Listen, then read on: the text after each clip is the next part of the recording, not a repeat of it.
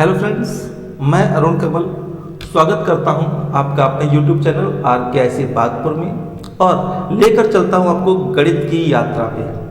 इस यात्रा के पहले भाग में आपने समबाहु त्रिभुज के बारे में पढ़ा, तो आपके सामने पेश है इस यात्रा का सेकंड पार्ट। लेकिन इससे पहले मैं एक रिक्वेस्ट करता हूं आपसे कि मेरे सभी वीडियोस को आप अगर पसंद करते हैं तो प्लीज़ उसे लाइक करें और सब्सक्राइब करें।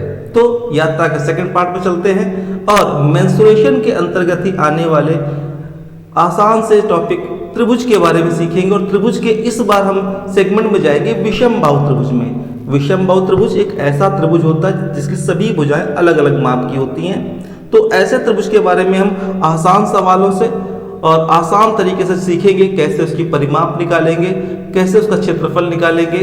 So let's. तो दोस्तों, विषम बाहु त्रिभुज में सभी भुजाएं अलग अलग माप की होती हैं, इसलिए इस त्रिभुज में परिमाप निकालने का सूत्र बहुत आसान का है। तीनों भुजाओं की माप को जोड़ देते हैं, अर्थात ए, बी और सी, अगर तीनों भुजाओं को हम इससे कहें तो उन्हें जोड़ करके हम परिमाप की माप निकाल सकते हैं। परिमाप के बाद एक और जरूरी चीज है अर्ध परिमाप।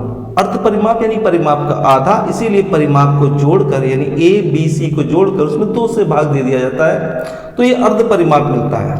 अर्ध परिमाप का फायदा जो है आपको क्षेत्रफल निकालने में मिलता है। यहाँ जो एस लिखा हुआ है, ये एस जो है अर्ध परिमाप को शो कर रहा है, यानी यहाँ पर अर्ध परिमाप की वैल्यू को फीड किया जाएगा। तो क्षेत्रफल का सूत्र क्या होता है? अंडर रूट एस ब्रैकेट में S minus A, S minus B, S minus C, ये विषम बाहु त्रिभुज के क्षेत्रफल का सूत्र है। और साथ ही एक सूत्र और याद रखना है, 1/2 गुणे आधार गुणे ऊंचाई। ये किसी भी त्रिभुज के क्षेत्रफल के लिए इस्तेमाल किया जा सकता है। जो नीचे वाला सूत्र है ये साधारण सूत्र है, त्रिभुज किसी भी प्रकार का हो, हर त्रिभुज में ये सूत्र कार्य कर जाता है। यहाँ पर ऊंचाई के स्थान पर शीर्षलंब का उपयोग किया जा सकता है, क्योंकि वो भी वही चीज होती है। तो ये 4 मुख्य सूत्र हैं जो आपको विषम बाहु त्रिभुज में प्रयोग करने हैं और इनका प्रयोग करके ही सारे काम करने हैं। तो शुरू करते हैं। पहला सवाल देखते हैं हम।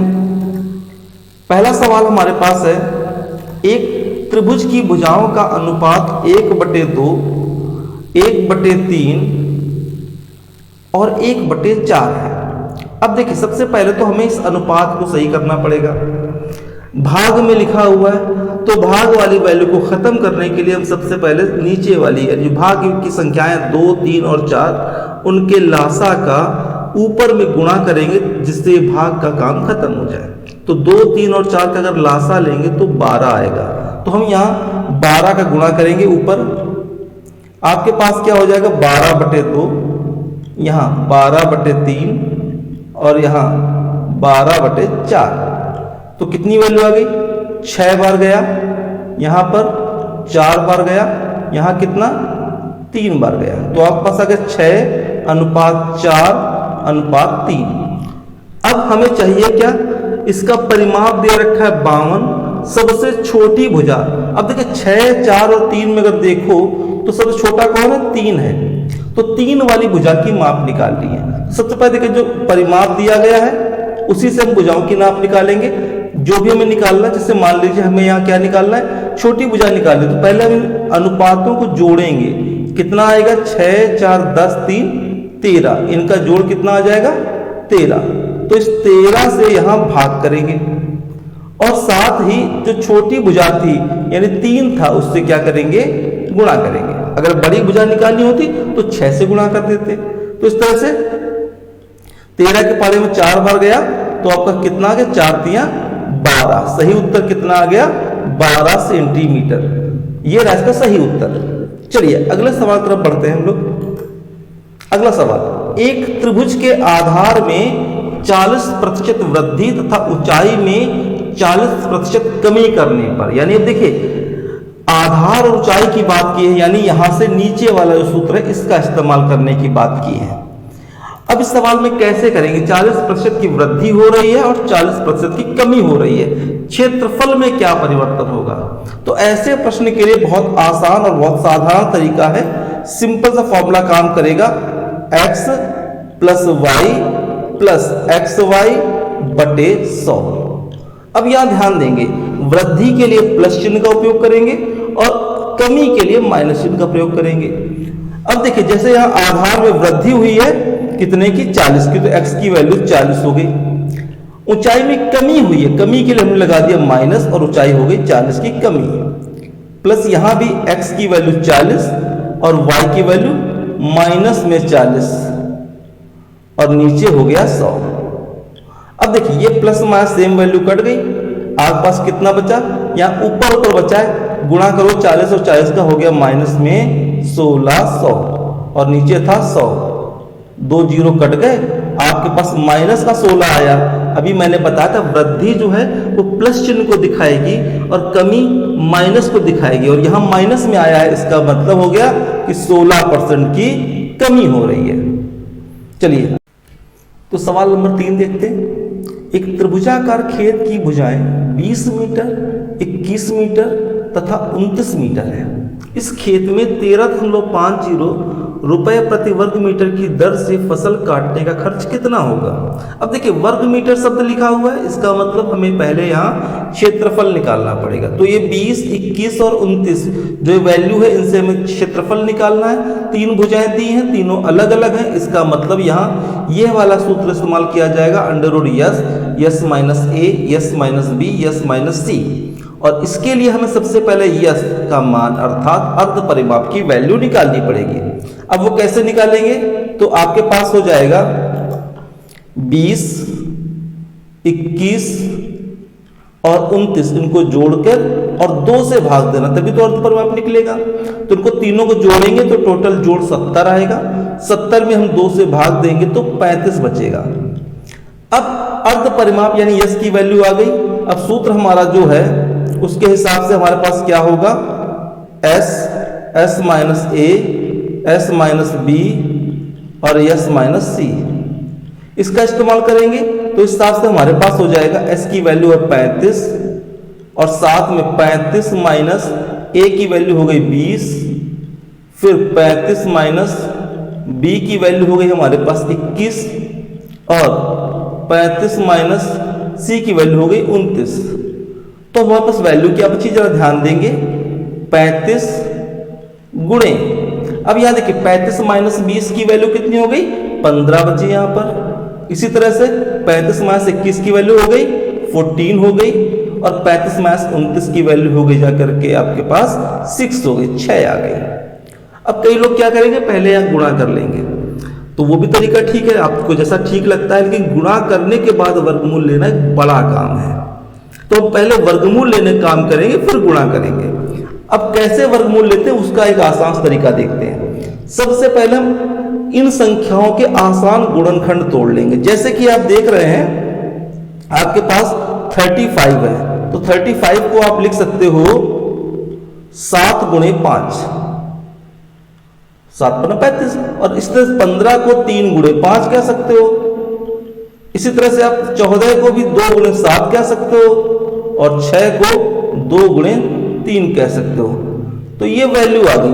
अब देखिए कितने, 1 2 3 4 5 6 7 8 संख्याएं हैं और हर संख्या लगभग 2 बार, 7 भी यहाँ 2 बार लिखी है, 5 भी 2 बार लिखी, 3 भी 2 बार लिखी है, 2 भी 2 बार लिखी है। और हम जानते हैं वर्गमूल का नियम कि जो संख्या 2 बार लिखी होती है उसे बाहर ले लेते हैं, वर्गमूल में आ जाती है।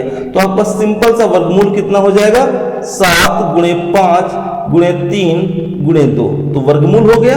अब गुणा कर लीजिए, तो गुणा करने से इसकी वैल्यू आ जाएगी जाकर के 210। तो ये 210 आ गया। अब हमसे क्या कहा गया, इस खेत में 13.50 रुपए प्रति वर्ग मीटर दर से फसल काटने का खर्च कितना और कुल खर्च कितना निकालना है। तो क्षेत्रफल निकल चुका है, जो प्रति वर्ग मीटर की दर है उससे गुणा कर देंगे, कुल खर्च निकल आएगा। अर्थात हम क्या करेंगे, 210 में गुणा करना है 13.50 का। आप वीडियो को पॉज करके गुणा करके देख सकते हैं। टोटल वैल्यू आपकी आ जाएगी 2835, 2835 रुपए, ये रहेगा आपका खर्च। तो ये था सवाल। अब बढ़ते हैं अगले सवाल की तरफ। अगला सवाल हमारे पास है, एक त्रिभुज की भुजाएं 5:4:3 के अनुपात में है। यह ज्ञात होने पर उसी तरह के एक अन्य त्रिभुज जिसकी भुजाएं 30, 24 और 18 सेंटीमीटर लंबी है का क्षेत्रफल पहले त्रिभुज के क्षेत्रफल का 9 गुना है। पहले त्रिभुज की भुजाएं कितनी लंबी होंगी? अब जरा देखिए, ये सवाल बहुत अच्छा है, बहुत ट्रिकी है। आप चाहे तो बहुत लंबा लगा सकते हैं और चाहे तो चुटकियों में हल कर सकते हैं। तो हम ट्रिक के सहारे देखेंगे कैसे निकालेंगे। तो देखिए, सबसे पहले तो यहाँ पर आपको वैल्यू क्या दे रखी है, जो भुजाएं हैं 5:4:3 में है। अब थोड़ा सा अगर ध्यान देंगे, जो अन्य भुजाएं दी गई हैं वो भी 30, 24 और 18। अगर देखें तो तीनों में 6 से भाग जा सकता है। 6 से अगर भाग देंगे तो 6 पंचे 30, 6 चौको 24 और 6 तियां 18, यानी वही अनुपात है नए त्रिभुज का भी जो पुराने त्रिभुज का अनुपात था। अब इस अवस्था में ध्यान दीजिएगा, जब अनुपात समान है तो क्षेत्रफल, जो देखिए पुराना त्रिभुज जो है वो छोटा है, नया त्रिभुज बड़ा है। कितना बड़ा है?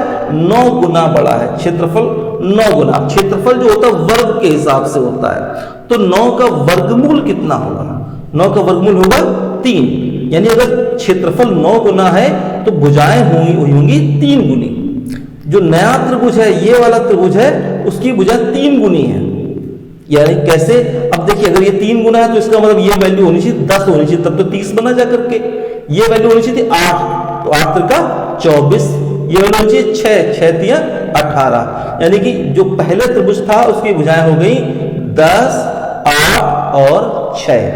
फिर सुन लीजिए कैसे? त्रिभुज था 9 गुना, तो भुजाएं हो जाएंगी उसके वर्गमूल के साथ। क्षेत्रफल जो था 9 गुना था, तो भुजाएं उसके वर्गमूल अर्थात 3 गुना बची। अब 3 गुने के हिसाब से देख लिया तो हमारे पास क्या बचा? 10 का 3 गुना 3, 30 था ना, तो ये आ गया 10:8:6। ये 10, 8 और 6 सेंटीमीटर जो है वो उत्तर हो गया आपका। एक त्रिभुज का परिमाप 40 सेंटीमीटर तथा उसका क्षेत्रफल 60 वर्ग सेंटीमीटर है।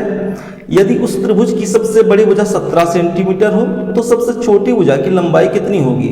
अब देखिए सवाल कैसे करेंगे हम लोग। देखिए, परिमाप 40 सेंटीमीटर दे रखा है। परिमाप क्या होता है? a प्लस बी प्लस सी बराबर आपको 40 दे रखा है। अब यहाँ एक वैल्यू मान लो, c की वैल्यू आपकी 17 हो गई। कितना आ गया? 40। तो a प्लस बी बराबर हो गया 40 माइनस 17। कितनी वैल्यू आगे जाकर के आपके पास सिंपल सा आ गया 23। a प्लस बी की वैल्यू आ गई 23। अभी क्षेत्रफल की वैल्यू आपको 60 दे रखी है। अब दो भुजाएं जो हमारे पास है a और b, तो क्षेत्रफल का सूत्र क्या होता है? 1/2। एक भुजा गुणे दूसरी भुजा, यानी आधार गुणे ऊंचाई, बराबर कितना दे रखा है आपको? 60 दे रखा है। तो इसके हिसाब से क्या हो जाएगा? ये दो जो भाग में वहां गुणा में जाएगा तो आपके पास a गुणे b इक्वल हो जाएगा 60 गुणे 2 अर्थात 120।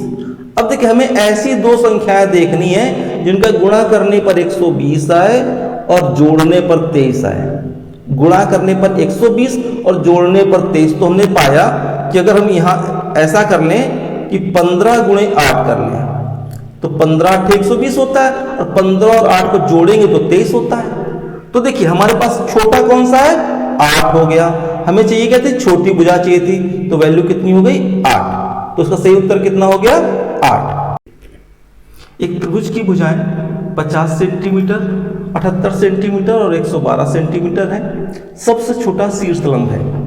चलिए शुरू करते हैं सवाल को। सबसे पहले इस त्रिभुज का क्षेत्रफल निकालना पड़ेगा। क्षेत्रफल निकालने के लिए पहले में अर्ध परिमाप निकालेंगे, अर्थात तीनों भुजाओं को जोड़कर और 2 से भाग देंगे। इस तरह से आपके पास वैल्यू आ जाएगी। टोटल तीनों को जोड़ेंगे तो 240 आएगा, 2 से भाग देने पर बचेगा 120। अब क्षेत्रफल का सूत्र क्या बनता है? यहां दोनों तरीके इस्तेमाल करने पड़ेंगे। एक तरफ तो हमारे पास सूत्र क्या लग गया? √s, s minus a, s minus b और s माइनस c। अब एक चीज और ध्यान रखनी है, हमें निकालना क्या है? निकालना है छोटा शीर्षलंब। तो उसके लिए भी एक सूत्र और था, 1/2 गुणे आधार गुणे ऊंचाई। तो ऊंचाई यानी शीर्षलंब की वैल्यू हमें निकालनी है, वो मान लो आप x रख लेते हैं। और यहां पर भुजा कौन से इस्तेमाल करेंगे? जब छोटा शीर्षलंब निकालना है तो यह आधार के रूप में भुजा जो है वो सबसे बड़ी वाली, अर्थात 50, 78 और 112 में से 112 का प्रयोग करेंगे। अब हल करके इस x की वैल्यू निकालनी है। चलिए पहले वैल्यू फीड कर लेते हैं। s का मान 120 था, फिर यहाँ 120 माइनस 50 हो गया, फिर 120 माइनस 78 है, उसके बाद 120 माइनस 112, जबकि इधर लिखा हुआ 1/2 गुणे 112 गुणे x। तो आपके पास x की वैल्यू कितनी होगी जाकर के, तो ये जो भाग वाला है वो गुणा में जाएगा। पहले सरल कर लेते हैं, यहीं पर 2 से काट देंगे, कितना आएगा 2 पंचे 10 और 2 छंग 12, 56 आ गया। ये 56 वहां भाग में जाएगा तो आपके पास आ गया 1/56, जबकि अंडर रूट के अंदर कितना बचा है, ये है 120 गुणे 70 गुणे 42 गुणे 8। अब हम क्या करेंगे, या तो हम इनका गुणा करके वर्गमूल बाहर ले लें, या एक आसान तरीका ये है कि हम सबसे पहले इस 56 को ही अंदर भेज देते हैं। जैसा कि आपको पता है वर्गमूल लेने के लिए हमें अंदर 2 संख्याएं होती हैं, तो उसमें से एक बाहर लेते हैं। इसी तरह जब कोई संख्या वर्गमूल के अंदर भेजते हैं तो उसे हमें 2 बार लिखना पड़ता है। तो आपके पास हो जाए 56 गुणे 56, और यहाँ कितना 120 गुणे 70 गुणे 42 गुणे 8। अब इसे पूरा हल कर लेंगे। हल करने के बाद आपके पास आएगा अंडर रूट 900। जो भी गुणा भाग का काम है वो आप कर लेंगे, और 900 का वर्गमूल होता है 30, अर्थात हमारा उत्तर हो जाएगा 30 सेंटीमीटर। तो अब अंत में एक स्पेशल सवाल देखते हैं। 12 सेंटीमीटर, 18 सेंटीमीटर तथा 26 सेंटीमीटर भुजा वाले त्रिभुज की तीनों भुजाओं के मध्य बिंदुओं को मिलाया गया है। इससे ठीक बीच में बने त्रिभुज का क्षेत्रफल कितना है। अब देखिए आपके पास एक त्रिभुज है और कहा है उसके मध्य बिंदुओं को मिला करके एक और त्रिभुज बनाया गया है। हमें इस बीच में जो त्रिभुज बन रहा है उसका क्षेत्रफल निकालना है। तो बहुत आसान सा तरीका है। ये एक प्रमेय रहती है कि जो भी मध्य बिंदु होते हैं उनको मिलाने वाली रेखा सामने वाली भुजा की आधी होती है। यानी कि अगर हमारे पास ये भुजा 12 सेंटीमीटर है, ये 18 है और ये 26 है, तो इनके जस्ट सामने जो भुजाएं बन रही हैं वो इनकी आधी होंगी। आधी का मतलब हमारे पास एक भुजा हो जाएगी 6 की, एक हो जाएगी 9 की, एक हो जाएगी 13 की। और अब हमें इन भुजाओं को लेकर के क्षेत्रफल निकालना है। तो सिंपल सा सूत्र निकाल क्या रहेगा, पहले तो s का मान निकालेंगे। कैसे, तीनों को जोड़ करके और 2 से भाग देंगे तो हमारे पास कितना हो जाएगा 9 9 6 15 15 और 13 28 28 पे 2 का भाग दिया 14 आ गया। अब क्षेत्रफल निकालना है, क्या हो जाएगा अंडर रूट यस माइनस ए यस माइनस बी और यस माइनस सी। इस तरह से हमारे पास वैल्यू आ जाएगी 14 माइनस 6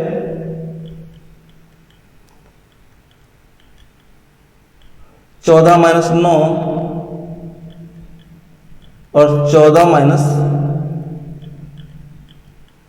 13, यानी फाइनल कितना आ गया, आपके पास आ गया 14 गुणे 14 से 6 घटाएंगे तो आपके पास आ गया 8 गुणे 14 से 9 घटाएंगे तो आपके पास आ गया 5 और 14 से 13 घटाएंगे तो आ गया 1। इस वैल्यू को हमें हल करना है। हल करेंगे तो कितनी वैल्यू आएगी जाके जरा ध्यान देंगे। 8 पंच 40 और 14 चौको 56, यानी कि 560 आ गया। अब देखिए 560 का वर्गमूल लेना है तो 2 तरीके हैं, या तो 560 का वर्गमूल ले लीजिए, या हम थोड़ा सा भी अगर ध्यान देंगे तो हमें पता है कि 23 का जो वर्ग होता है, 23 का वर्ग आपके पास वो होता है 529, जबकि 24 का वर्ग होता है 24 का वर्ग आपके पास होता है 584। यानी कि आपके पास जो ये वैल्यू है 560 वो 529 और 584 के मध्य है, यानी वैल्यू 23 दशमलव कुछ आएगी। अब 23 दशमलव वाली वैल्यू क्या है यहाँ पर 23.66। तो ये थे हमारे आज के सवाल विषम बाहु त्रिभुज के बारे में। अगले टॉपिक में हम और त्रिभुज के बारे में जानेंगे, मेंस्ट्रुएशन की यात्रा को और आगे बढ़ाएंगे। तब तक के लिए